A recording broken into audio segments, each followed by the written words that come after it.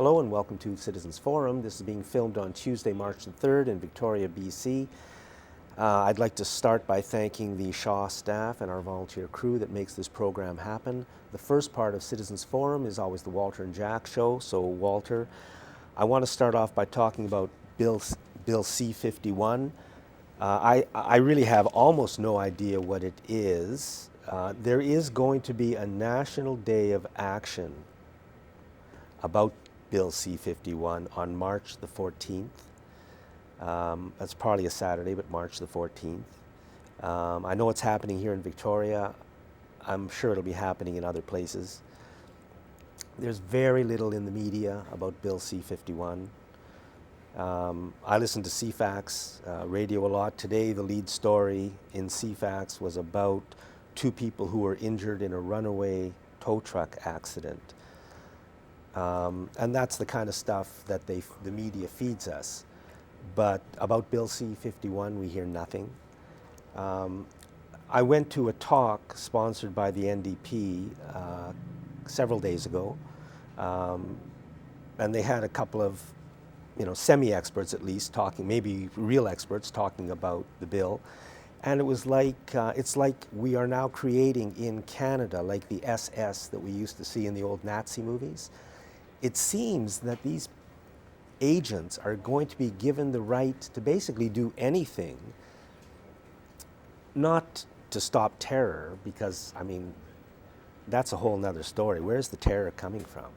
But these powers are going to be focused against people who want democracy, against people who don't want pipelines, against people who don't want genetically contaminated foods. That, to me, is, I'm afraid, who and what the law is being directed at.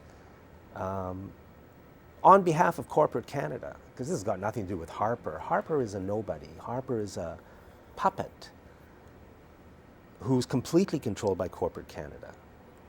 And this is the situation we're now in. I think I've got something here.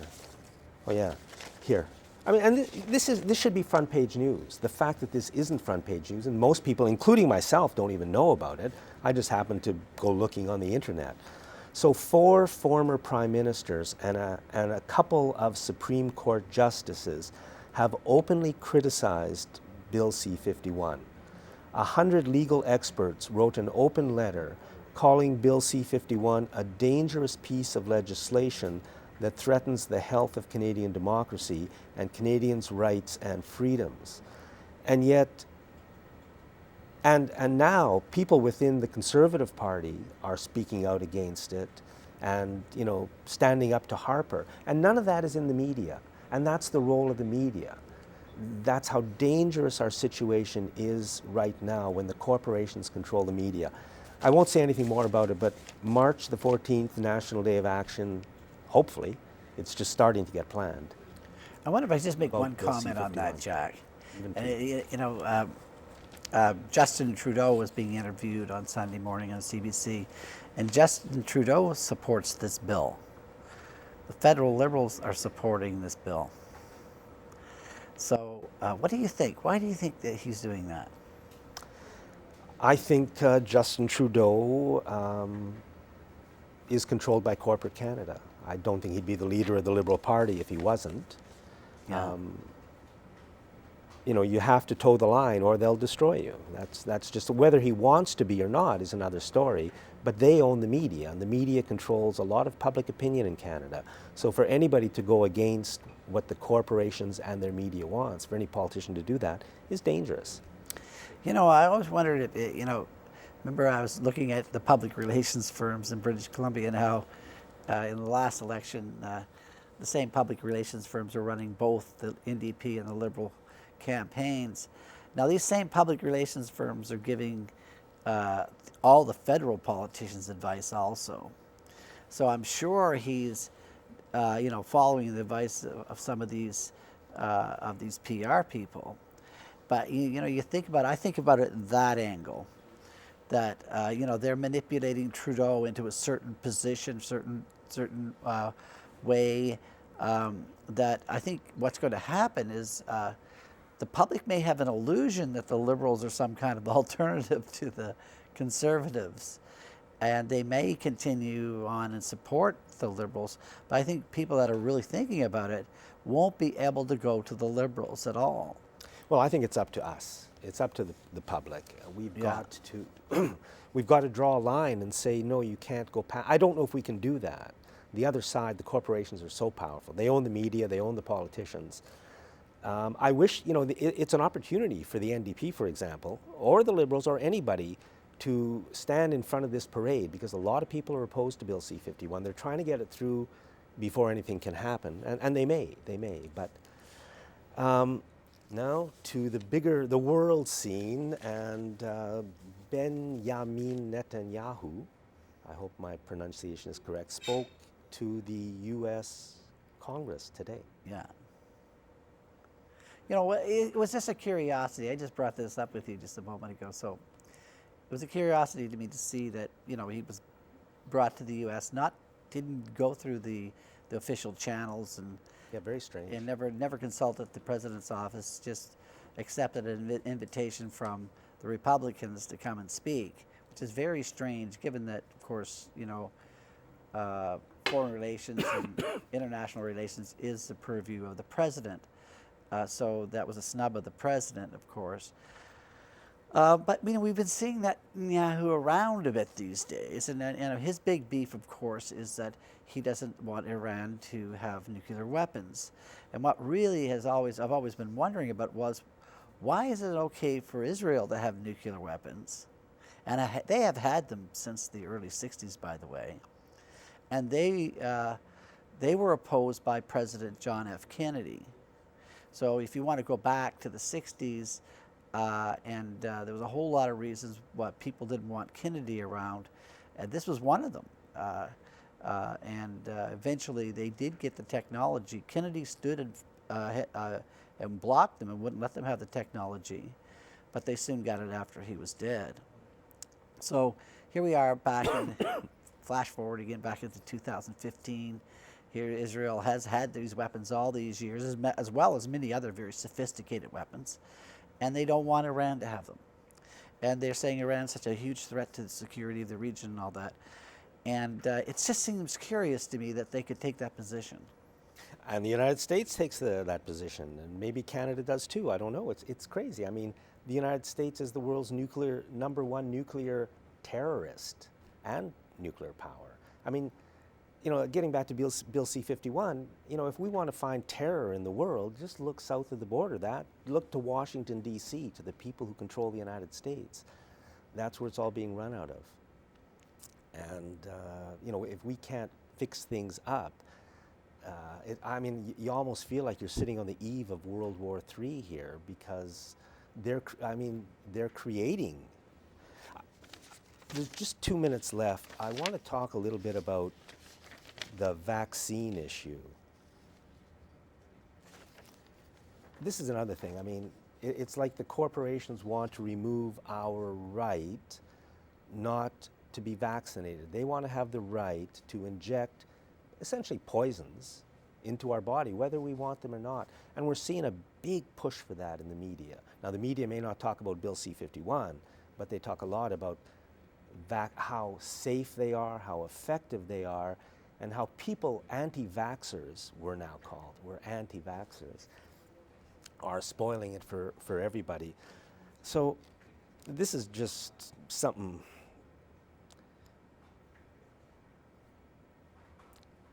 The view projected on the evening news ignores what may be an important aspect of people's decision not to vaccinate.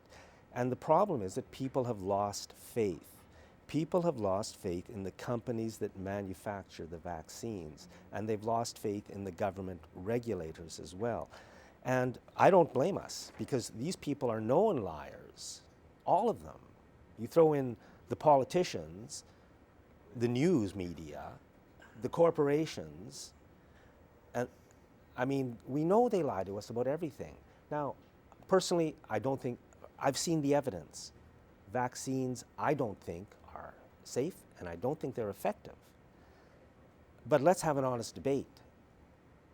we can't have an honest debate about that issue or anything else when the corporations who make the vaccines and want to sell them and have other even more evil reasons for doing it, when they own the politicians and they own the media.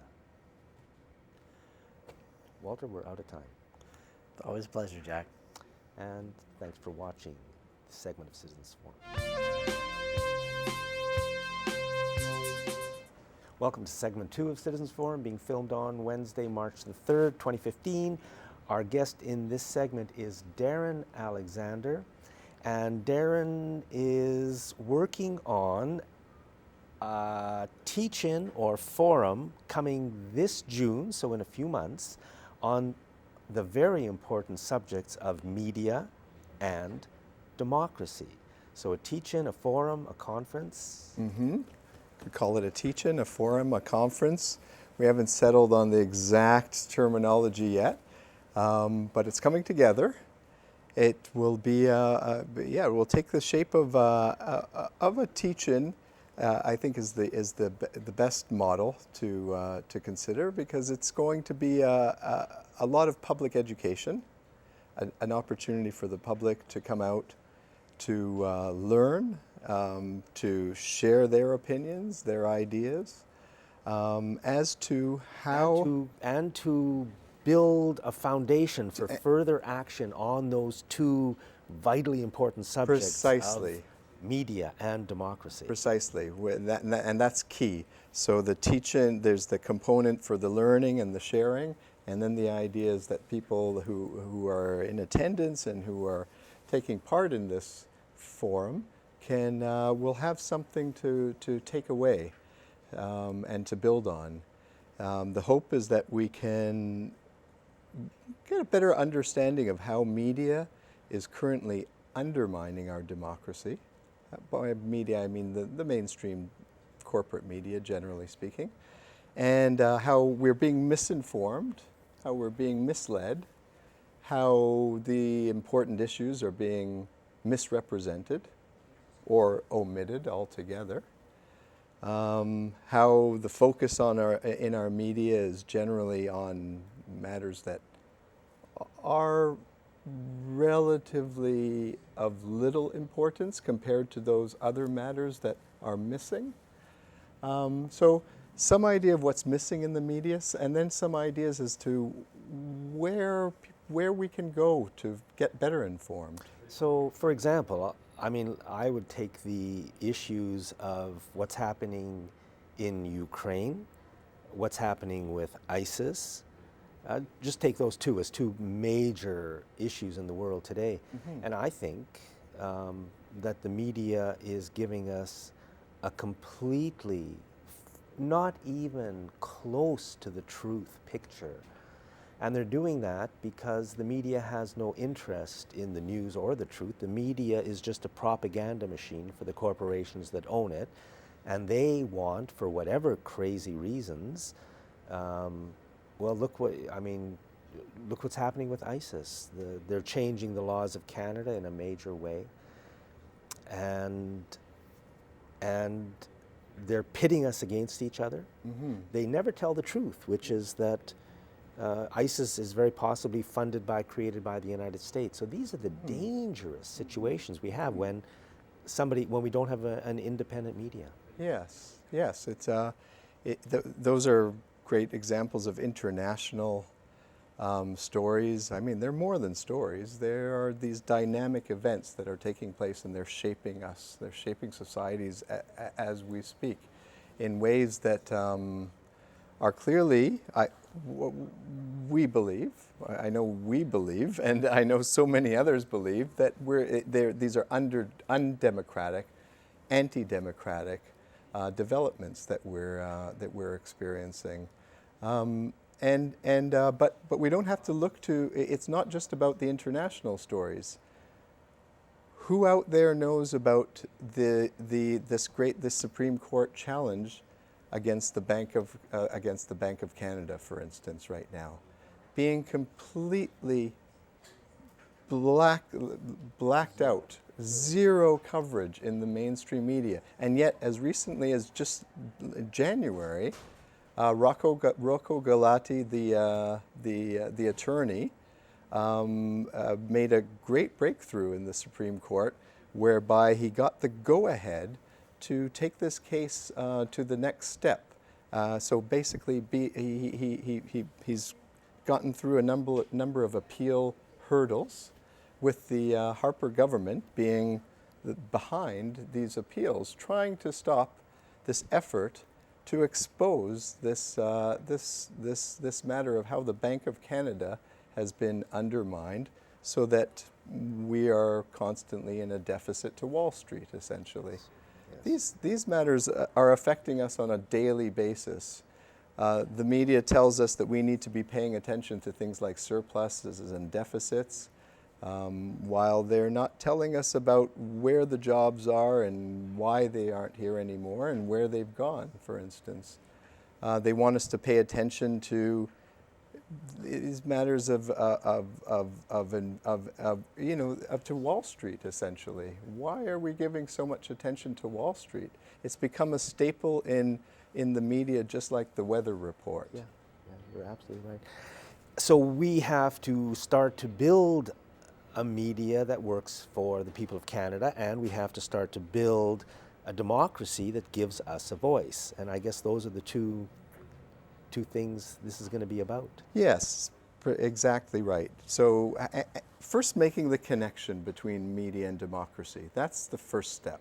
And I think, a lot of us get it, and for some of us it's a bit shady. How do we make that connection? Hopefully this forum, this teach-in, will help. There will be panels, debates, there will be keynotes, there will be workshops, there will be screenings over a 2-day, over a weekend. And I'm hoping lots of folks who are curious about these matters and who really want to be better informed will come out and participate, learn. And just getting people together. Just getting people to together talk about these important issues is a step in the right direction. And I think it'll be an exciting event. I think there will be a lot of buzz. I think people are ready for something like this. Of course, in Vancouver, there's the Media Democracy Day. It has been an annual event. Never heard of it? At Toronto, I was part of an organized event in Toronto that Rabble, the news site, helped in part to facilitate. And so we're picking up the ball here now for Vancouver Island. And there's a lot of support in the public and even amongst a lot of people in the political world for some democracy. Yeah. I mean, people want democracy, so there's no more important subject to be discussing right now. Mm-hmm. And we can get it. And we can get it. But media's key. Rich Media, Poor Democracy. This was a book published just before 2000, I think, maybe 1999, by Robert McChesney. And of course, he's he's a scholar and an expert on the subject, you might say. And it's based on that kind of scholarship and that kind of research and so many others like Robert McChesney that we would be drawing on in part for this teach-in and sharing. So early June, where are we now? February, March, April, May, 3 months. A lot of planning to do. Oh yes. We're inviting now everybody watching this and your friends, your family to please email me, us at mediademocracy.bc@gmail.com, mediademocracybc@gmail.com, to get involved. Volunteers, if you bring your ideas, how you might support this event. And we're out of time. Darren, thank you very, very much. Thank you. Thanks for watching this segment of Citizens Forum. Welcome to segment 3 of Citizens Forum, being filmed on Tuesday, March the 3rd. Our guest this segment is Arifin Graham, and we're going to be talking about community engagement. So Arifin, what is community engagement? Thank you, Jack. Good to be here with you this evening. Thank you, Arifin. Community engagement, in my view, is the processes by which we get neighborhoods, families, people around our region, around the world involved in issues that we care about on a community level. It's very much a person-to-person level. And let's say you have an issue, let's say we have an issue in the community that we need to deal with. In my mind, there are two things going on at the same time. There is us dealing with the issue and trying to find the wisdom, the collective wisdom of our communities by engaging in that issue. But while we're dealing with that issue, we are building community and getting to know each other all at the same time, so that things really go hand in hand. Well, that sounds like the greatest thing in the world. Oh, fantastic. Yeah. Great. Okay. Yeah. So I could say, why are you involved in community engagement? But also, it sounds like we should have a lot more of it than I think we do have. So Well, there's a certain amount going on. When I did my master's degree a few years ago at Royal Roads, I worked doing my major project with the Fernwood Neighborhood Resource Group, the Fernwood NRG. And they have done a lot over the last 7 or 8 years in engaging the community of Fernwood, in bringing the people together on a variety of levels to deal with issues, to have fun together, to produce art and culture and all kinds of things. So they've been a great model, and that's how I got connected initially with this whole community engagement issue, I guess. And it's so funny because I live on the fringe of Fernwood. I'm not in Yeah. Fernwood, but near Fernwood. Yeah. And now that you say it, I think, oh yeah, I sort of, well, the Cornerstone Cafe used to be, nothing was there, right, for years. Yeah. Well, and now that's a hub of the community.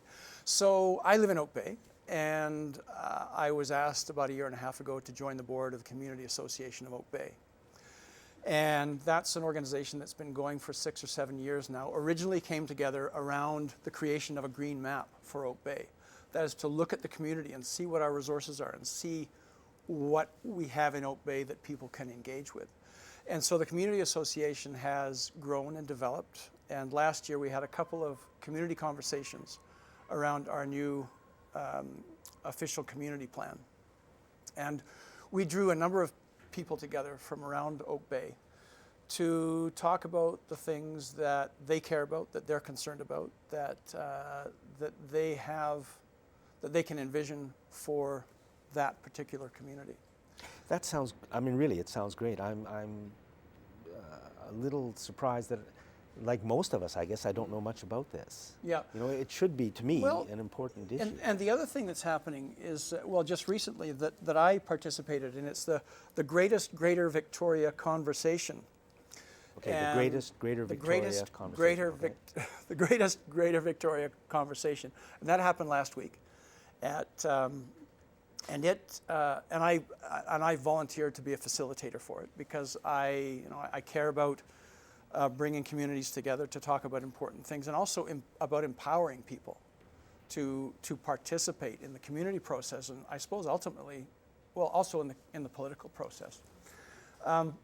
And I can't say that I'm for or against amalgamation. What I'm for is finding the best ways together at all levels, from a community level to the formal political level. I feel exactly the same way. Of finding wise decisions together. And that's one of the things that the organizers of that conversation last week said, was that the wisdom is in the room.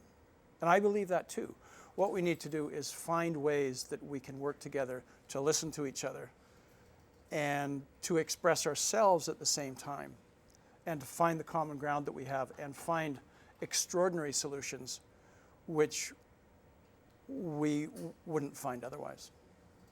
So, is a lot of this happening? Is there big funding coming in from our governments to make this very important thing happen? Not as far as I know. I think a lot of it is done on a grassroots level at this point. It's too bad because it seems so important.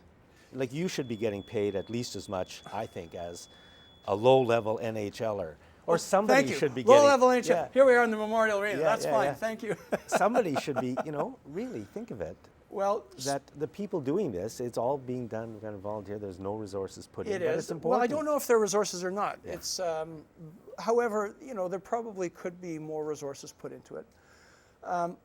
We have a project in Oak Bay right now, the Community Association of Oak Bay, Okay. which is an example of engaging the community through, I guess, art, culture, education, and reconciliation. And what it is, it's a welcome post, a welcome poll to go in front of the new Oak Bay High School. And the Songhees artist Butch Dick has been commissioned. We commissioned him to design the pole, and his son Clarence will be carving it. And we are currently having holding fundraisers we've got about an $80-something thousand budget. And so what we're doing is we're having, I suppose, evenings of engagement in different kinds of music. We have a First Nations night coming up as well. And so what we're doing is we're building community by people in Oak Bay getting to know each other through these evenings that we're putting on, while we're raising funds for this project, which brings, as I say, brings together culture, arts, education, and reconciliation. So there, I guess we're not being funded. We are going out and fundraising. Yeah. I know this is a little bit different than the community engagement on issues, but we are dealing with an issue, and that is reconciliation And with First Nations. I think anything that is bringing people together and just getting people to work together on an issue is great. It just gets to know each other. One thing I'd really like to see Yeah. is the schools open at night for badminton and classes and clubs and a bit of music, and a place where the community can get together that's central to every community. Yeah. Yeah. Exactly. And I think that would help our community and that. it helps a lot. And whenever I host, I'm a facilitator, and I facilitate in community engagement processes, and so maybe we have 8 or 10 people sitting around the table. What's important to me is, and I always say this to people, we are here to deal with the issue that we're dealing with, and also to get to know each other. So, and one of the ways that we can do that, just a simple example, is get to know each other's names. So when we speak, say our name, and eventually we get to know each other, just in that simple way. Yeah. If we take community engagement to the capital P political level, I mean, this is what the Obama campaign did, for example, in 2007, 2008. Now, a lot of people, of course, are disappointed with what Barack Obama has done as president. I mean, it's the straightest job in the world, after all, and he probably oversold in 2008. However, what they did was that they engaged people. Oh, we're not going to be able to hear it. We're out of time. We're out of time. Okay. Arifin, thank you very, very much. Thanks very much for watching Citizens Forum. Hello, welcome back to Citizens Forum. This is being filmed on Tuesday, March the 3rd. Our guest in this segment is Bob Mackey. Bob is with Fair Voting BC. We're going to be talking about proportional representation, which is a different voting system, and I think both you and I would like to see it happen. Mm-hmm. And so we're going to try and make a case for proportional representation. So Bob, take it away. Who came up, first of all, the system we use now, which both of us think has a lot of very serious problems, is called First Past the Post. Who came up with First Past the Post? Well, First Past the Post, probably even before First Past the Post, was a bunch of guys in a village that decided who should be the leader. And it was the guy with the biggest club or the biggest guy that determined that. So then there was a change, and they decided to count the number of votes in the village, which seemed to work for some time, and we're still using that system. So the origins are buried in history. Yeah. But since that time, of course, there's been other newer, better systems that have come up for voting, but we haven't adopted them for some reason. So that's what Fair Vote Canada and Fair Voting BC, and probably 70% of Canadians would like to see happen, according to the most recent polls and such like, and a number of federal political parties as well. So yeah, we can get into that a little bit more as we go through the interview. Yeah, and the voting system that a country uses actually has a big impact on what that country is. And the case can be made that if we had a better and more democratic voting system, such as what I think is proportional representation, then we'd have a better and more democratic government. And I think most people would agree with that. And when I say proportional representation, it just means this, that basically the number of votes a party gets equals the number of seats they actually have in Parliament. So for example, in this most recent federal election, the Green Party got 600,000 votes and elected Elizabeth May. This was the 2011 federal election. The Green Party got 600,000 votes and elected Elizabeth May. The Conservative Party got 6 million votes, 10 times as many, but elected 166 members of Parliament. So you can see there's something a little bit strange with a system where 10 times the votes gets you 166 times the seats. It means that people's votes aren't equal and some things are very wrong. Unproportional. So the number of seats, and here's where we come from our village to a legislature. So now we've got all of the villages around and they've decided to vote. They're using first past the post. They're going to vote this time for a representative to go to a legislature of some sort somewhere centrally. So they use the same old system, first past the post, the one they used to get the leader, which actually originally, it's funny how our voting systems have changed. In Confederation, at the time of Confederation, we didn't even have a secret ballot. So the basic idea was it was a public vote. You put your arm up, and if you put your arm up at the wrong time for the wrong guy, you could get your arm broken. So that's an improvement. So we go back to the village here. We've elected a representative. The representative goes to, at this point in time in Canada, or for the next election, it's going to be 338 seats in the Commons. And they're going to get elected there. And the interesting part is, as it happens now, of course, you have different villages electing people from different parties. So you have one party that gets a majority, and that, of course, is the big thing, to get a majority and be able to run things.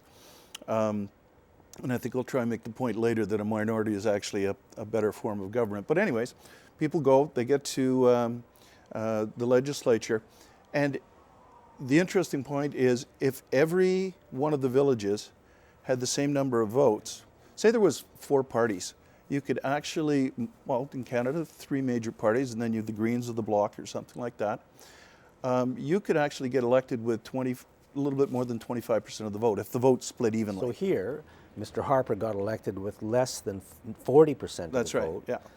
And somehow our voting system gives a group with less than 40% of the votes a majority of the seats and 100% of the power, Yeah. while the people who are 60% of the votes are completely locked out of the government. And it is possible that if everybody voted the same, in that example that I used, basically we're going from the village is now the electoral district, or the riding, if you will. And everybody's going to vote. Now, if everybody voted exactly the same, you could have a Conservative or a Green or somebody, one party elected with a little over a quarter of the vote, let's say a third of the vote, something like that. So if everybody voted the same, the entire Commons would have one party in it. Yeah. So using the system that we use now, to extremes obviously here in this case, you could actually end up, and this actually happened in a provincial legislature. I can't remember how many years ago it was. It was in the Atlantic. And they ended up with just about everybody being from one party. I think it might even have been everyone. And in BC here, we had it happen that there was a vast majority of the seats were I'll one go back party. to, I think it was the 2001 election That where could be Jean it. Chrétien Yep. was elected. Ah. And in Ontario, which had, I think, 103 seats at the time, the Chrétien Liberals got, I think, 51% of the vote. And with that 51% of the votes, elected 100 of the 103 There you go. members of Yep. Parliament. And won the government by doing that, whereas the other 49% of the voters got 3 members of Parliament. And this happens in every election right across the country, over and over and over again. The problem is that the voting system we're using does not accurately translate our votes into seats. And the reason we can't get rid of it is that the people who run this country like the system because they can control it. It's much easier for them to control a first-past-the-post system than it is for them to control a proportional representation system. So how do we start moving towards the change that's needed? Interesting point that Mr. Harper, Stephen Harper, when he was a member of the Reform Party and they were in a minority position, wrote an article in conjunction with another person in favor of proportional representation. I just recently found that Trudeau, Trudeau the First, Pierre, wrote the same kind of an article. So generally, politicians are aware that this is a better system, but when you want to be in power, when you want to get that big majority, that's what they're going for. And first past the post is the one that is more likely to give you a majority. In fact, there's a law, a political science law, called Duverger's law, that not even a hypothesis, but a law that says if you use first past the post, you'll probably end up with a two-party system in the end. And if you look at Canada, look at the U.S., Canada's only really had a couple of parties that have governed. And that's what's going to happen. So, but to answer your question, the way to get there is this is an election year. The way to get there is to look at what the different parties are offering. Right now, the Conservative Party's not really paying attention at all. They like things the way they are. The Liberals are kind of getting there. They're putting forward one that's not a proportional system, though. That's alternative vote or ranked ballot. So if you're a Liberal and you want to talk to your candidate, ask them about whether they want truly a proportional system or not. The NDP wants a proportional system. They've got one in mind. They want to use mixed member proportional. What you ask your NDP candidate is whether it's an open or closed list. And that is, in a mixed member proportional system, you have a list of candidates, and the list of candidates is either set in a closed list, it's set by the party. They decide what order people get actually placed into the system. Okay. So that's got incredible amount of potential for having the leader of the party have control over the members, which is what we don't want. We want the members to represent the people rather than the party, which is one of the biggest problems we're having in Canada right now. The Green Party, it's open. They're going to have a look at different systems and go forward. So the way to get change this year is to make it a point within this the election as it's coming up. Yeah, and you know, it shouldn't be up to the politicians to decide our voting system. Our voting system in a democracy would be decided upon by us. And I think you said that polling shows that 70% of Canadians want proportional representation. There's been a couple of votes, two here in BC, one where a change to proportional representation actually got 57% of the votes. Yep. But thanks to our ruler at that time, who was Gordon Campbell, and thanks to the NDP, who supported him 100%, 57% of the voters lost to 43% of the voters, and we didn't get a change to PR. Yep. And the media was totally culpable in that as well, because they put a lid on the whole thing. How can 57% lose to 43 because the guy who thinks he's king, the Liberal Premier Gordon Campbell, says it's so, and yet it happens. Yeah, people are afraid of change, and to a certain People voted for change. But to a certain extent, rightly so. I mean, this is basic fundamental. It will actually, I think, make a real difference, a real positive difference in our government. So the fact that we came so close, it was 10 years ago, and we haven't really come close since, is, I think, a matter of education. And so this is why it's great to have a venue like this to be able to talk to people about it. So, I think we've sort of talked about why should we change, when can we change, and how should it work? I don't know if those are issues you want to... Well, there is one thing. I think the fear of change. I think the realization that our voting systems do change over time. That's why I brought up back in the village, there was no secret ballots. We didn't have a secret ballot in Canada until 7 years after Confederation.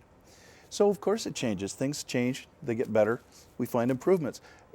Back when they were doing first past the post, they didn't have telephones, telegraphs. It had to be a simple system. We don't need to have a super simple system anymore. We need to have a system. We need to have a system that gives us what we voted for. Yes. And this system that we're using now, called first past the post, doesn't do it. And it's vitally important. A friend of mine has visited. Has been a guest on the show a few times. Has visited some of the northern European countries where proportional representation is used, and he said, much to his surprise, over there, what they say is, we have become better countries. Yes. Because we have proportional representation. And by better countries, they're talking about they don't have the homelessness, they don't have the poverty, they seem to have more democracy, they seem to be moving ahead. Countries like Germany, Sweden, Finland, Yep. Denmark, Norway, seem to be moving ahead in positive directions that we in Canada are unable to, because we have almost no democracy. And one of the reasons we have almost no democracy is that we have a voting system that is undemocratic. Yeah, well, it's almost become an elected dictatorship. Yes. And the reason is it's a British parliamentary system. So as a result, I mean, you have to have a certain amount of honor and be caring about the people to make it right. I mean, that's why it's the honorable this and the right honorable prime minister and such like. What a joke that's become. Well, you know what, to a certain extent, I can see that if you're constantly trying to drive the party, and if the party's and we don't elect prime ministers. It's not a presidential system. So I think the important part is that what you want is representatives that'll represent the people rather than the party. And right now that's not happening. When you're told how to vote, I mean, the Green Party is the only one where there's no whipped votes. It's like, you're told by the party. And in England, for example, there are a lot of free votes in the parliament. We're much worse. We're the worst. In England, where our style of democracy comes from, members of parliament are free in many, many, many cases to vote either as they want, or hopefully they're going to vote as the voters want, which is the way it should work. But in Canada, the party leadership controls virtually every vote, and it's completely undemocratic. And it's from the top. So here's an example. The Prime Minister's office, well, each member of Parliament gets an office and they get a few staff. The Prime Minister, of course, would have a little bigger office, although I was reading Johnny MacDonald when he first was head of the country, wrote everything himself until he got a secretary. But of course, by the time the Second World War came around, the Prime Minister's office was 30 people. When Pierre Trudeau hit, it was 90. It's over 100 now, most of which are communications people, controlling the message out to the people, telling people the members how to vote, rather than representing their constituents. It's ludicrous. We need more cooperation, we need more collaboration, because it's going to work better, and proportional representation will give you that. In fact, one of the really cool parts is in a certain one, single transferable vote, you have a larger riding, you're going to elect 3 to 5 members. So you could have, in your own riding, you could have a Conservative member and a Liberal member and a Green member and an NDP member maybe. So you can go to the person that you relate to. And of course, because they're sitting and it's more proportional, you'll have a minority government, which is what we need. Everybody thinks we need a majority. It's not true. In fact, there's a book written by Peter Russell called Two Cheers for Minority Government, if anybody wants to look it up. And of course, in a proportional system, they're not called minority governments because they're not. They're called coalition governments. Well, and parties have to come together. That's right. Whatever it's termed, the point is parties have to come together. People have to talk to one another. People have to collaborate. There's a lot of good ideas in Parliament from all the different parties and from all the different venues and values that they have. But we don't do that. We say, no, it's got to be a majority and it's going to be our way or the highway. If you ran a company like that, you'd go bust. I mean, in every company you have sales and production, and they've got different objectives. And unless they talk and work together, you're going to have a bankrupt company. So we don't want a bankrupt country. Yeah, so we're coming up to an election year. We can hope that the media is going to cover the issue. In the past, I think the media has done a disgracefully, not bad job, just a disgraceful. They've betrayed us by not giving this issue. I mean, most Canadians, including myself, if you don't come across this issue by accident, you'll certainly never from the media get an indication that it's of any importance, and yet it's one of the most important It issues. is. It's fundamental. So Bob Mackey of Fair Voting BC, thank you very much. You're welcome. And away we go. Let's see if we can make proportional representation happen. Thanks for watching this segment of Citizens Forum. Welcome back, and this is the final segment of Citizens Forum for this week. And I have with me today Janice Hoffman, and she's a grandmother of a child who's attending school here in this region, who has been diagnosed as being electrically hypersensitive. Janice belongs to a group called Parents for Safe Schools, and they're advocating to keep Wi-Fi out of schools until it's shown to be safe.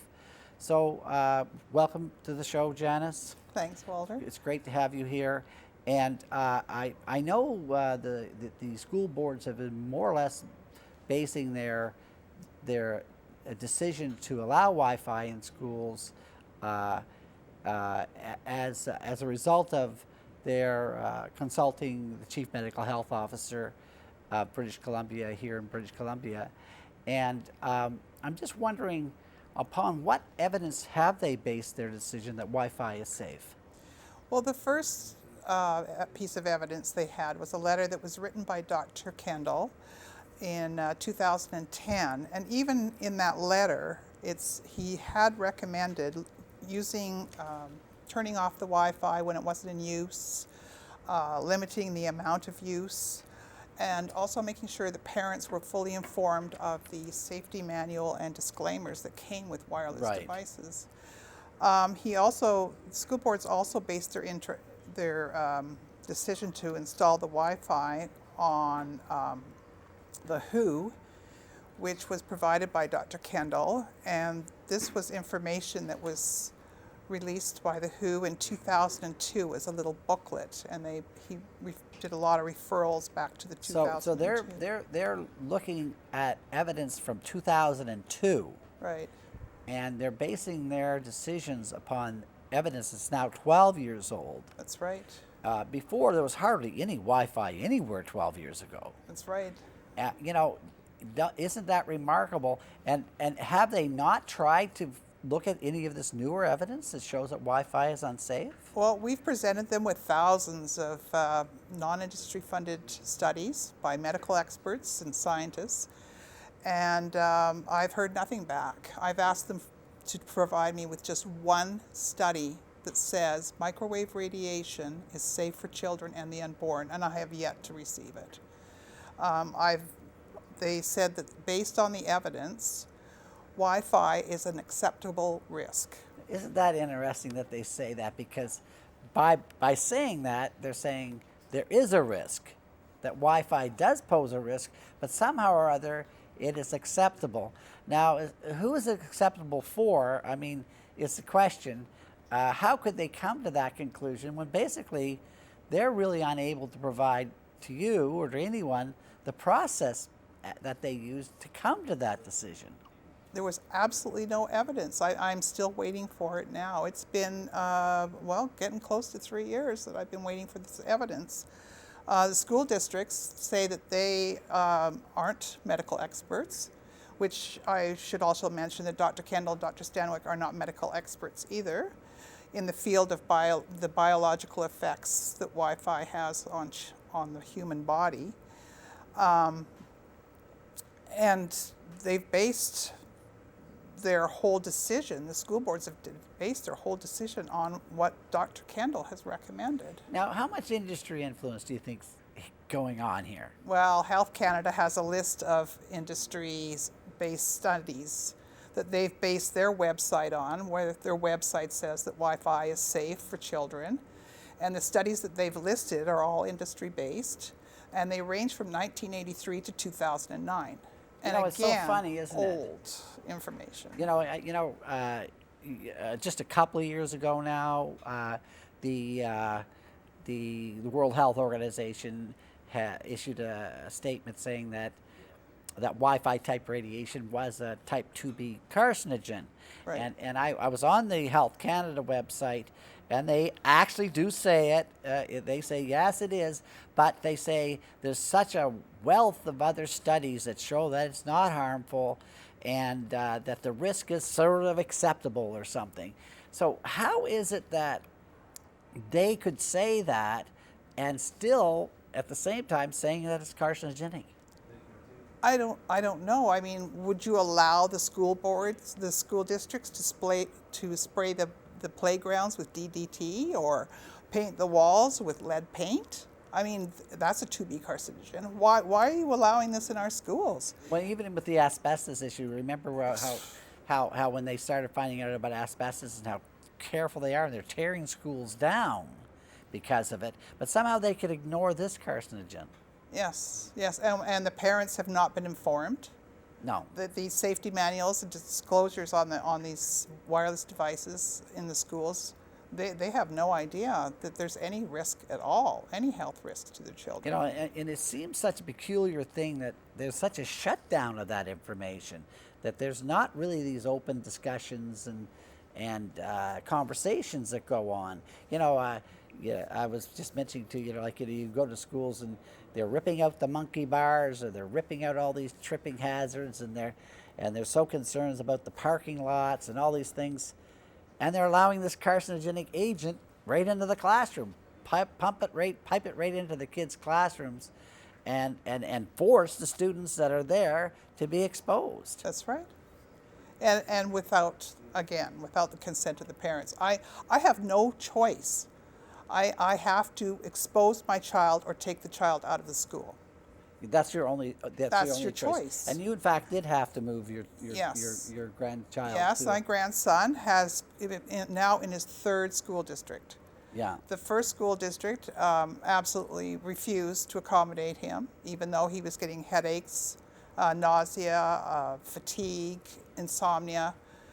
The second school district, Victoria School District, lifted their moratorium, and they have now installed routers, Wi-Fi routers in all their schools. Yeah. And now he's in the Saanich School District, and I am so glad that they have not collapsed and decided to go with peer pressure and the Wi-Fi thing to do. And they in fact, the school that your grandson's going to, even have disallowed the use of cell phones during the school what day. they have, their policy is there's no Wi-Fi, and there's no cell phone use during school hours, and that includes the teachers. I am so impressed. These people at this school, at Prospect Lake School, have done the research. Yeah, that's fantastic.